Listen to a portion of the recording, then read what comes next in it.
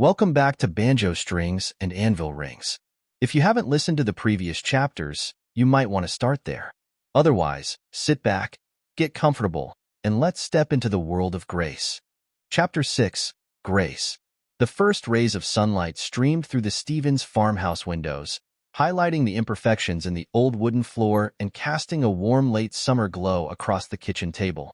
Grace Stevens moved through the house with quiet efficiency, her petite frame carrying a presence that belied her small stature. At 5 feet 2 inches, she might not have stood out in a crowd, but her sharp auburn hair and steady blue-gray eyes held a strength that was impossible to miss. Her hands, large and strong from years of farm work, folded freshly washed linens with a practiced precision.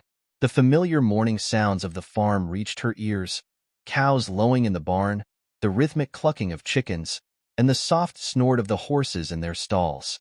Grace glanced out the kitchen window, her gaze falling on Jack. He stood by the wagon, his compact frame just a little below average height at 5 feet 6 inches. Though not imposing, he carried himself with confidence, his broad shoulders and powerful hands reflecting years of hard labor. His brown hair, slightly tousled by the breeze, caught the morning light as he loaded his trunk into the wagon. The sight of him brought a bittersweet pang to Grace's chest. Today was the day her older brother would leave for the Navy. Though she admired his adventurous spirit, the thought of him being so far from home filled her with a quiet unease. Jack had always been a steady presence in her life, a balance of determination and humor, and she wasn't ready to face his absence just yet. Setting the linens aside, Grace smoothed her skirt, straightened her posture, and stepped out into the yard. The crisp morning air carried the earthy scent of damp soil and hay, and a soft breeze rustled the leaves of the walnut tree by the barn.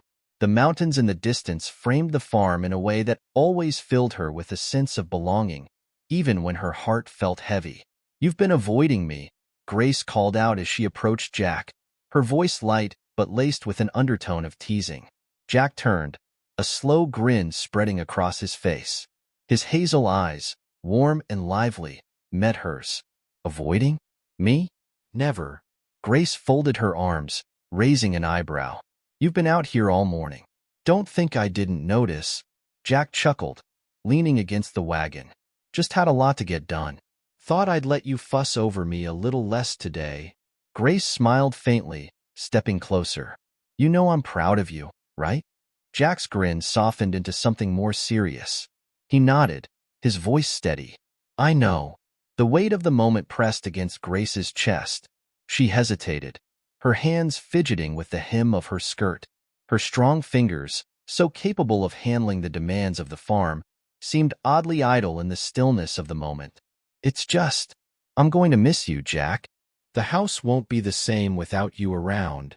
Jack rested a hand on her shoulder, his grip firm and reassuring. "I'll miss you too, Grace. But this is something I've got to do. The Navy's my ticket to see the world, and I can't pass it up."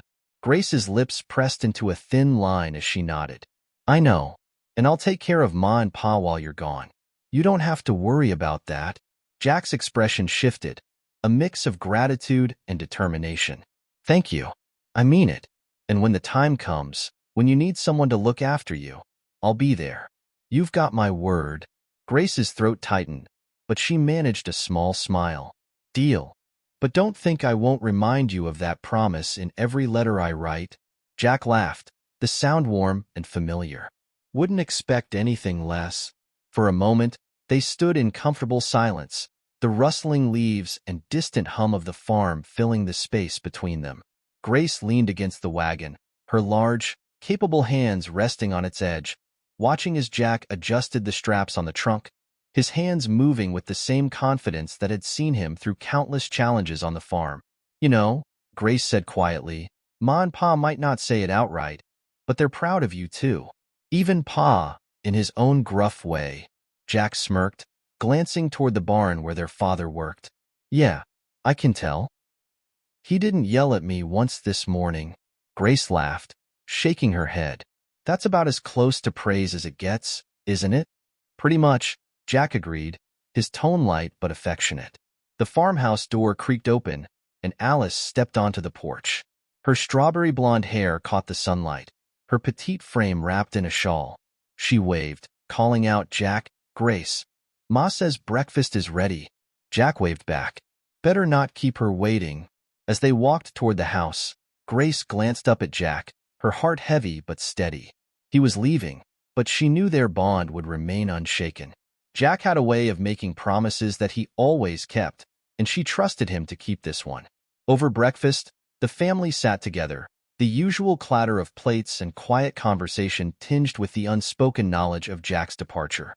Their father, John Stevens Sr., offered a rare moment of praise, his voice gruff but sincere. "You'll do well out there, son. Make us proud." "I will," Jack replied, his voice steady. Their mother, her blue eyes shimmering with unshed tears, passed him an extra biscuit. "Just take care of yourself, Jack, and write often, so we know you're safe." "I will, Ma. You'll probably get tired of hearing from me," Jack joked, earning soft laughter from Alice and Grace. When the time came for Jack to leave, the family gathered in the yard. Grace stood closest, her hand resting lightly on the wagon's edge as she looked up at her brother. "Take care of yourself, Jack," she said softly. "You too, Grace," he replied, his voice thick with emotion. As the wagon rolled down the dirt path, carrying Jack toward his new adventure, Grace stood with her family, watching until he was out of sight. She felt a pang of loss, but also a deep sense of pride. Jack was chasing his dreams, and she would keep her promise to hold things together at home. Turning back toward the house, Grace squared her shoulders, her strong hands ready to face the day's work. There was much to be done, and she would see it through, just as she always had. Later that evening, as the family gathered on the porch, Grace and Alice sat close, their voices low as they shared the quiet gossip that punctuated their evenings. Grace leaned in, her tone conspiratorial.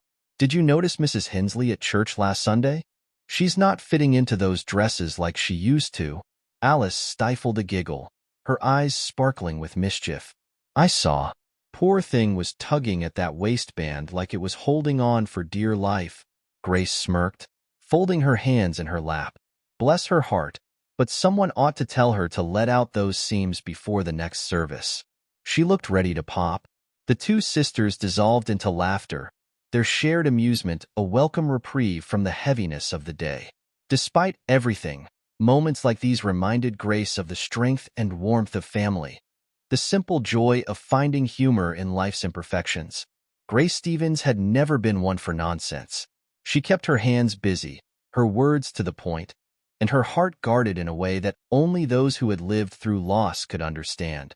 She was the glue that held things together, the one who made sure no one forgot what mattered. Grace Stevens had never been one for nonsense. She kept her hands busy, her words to the point, and her heart guarded in a way that only those who had lived through loss could understand.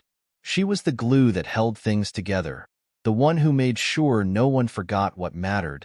She had long ago accepted that life wouldn't hand her any grand adventures. That was for men like Jack, for dreamers like Alice. Grace was needed here, in the quiet spaces between the excitement, where real life was lived. She never complained, never wished for anything more. But sometimes, just sometimes, she wondered, was it wrong to want something for herself? That was Chapter 6 of Banjo Strings and Anvil Rings. Grace carries the weight of responsibility, but what happens when the world around her begins to shift? Stick around for Chapter 7, coming soon. If you love storytelling and history, don't forget to like, subscribe, and hit the bell so you never miss a chapter. See you next time.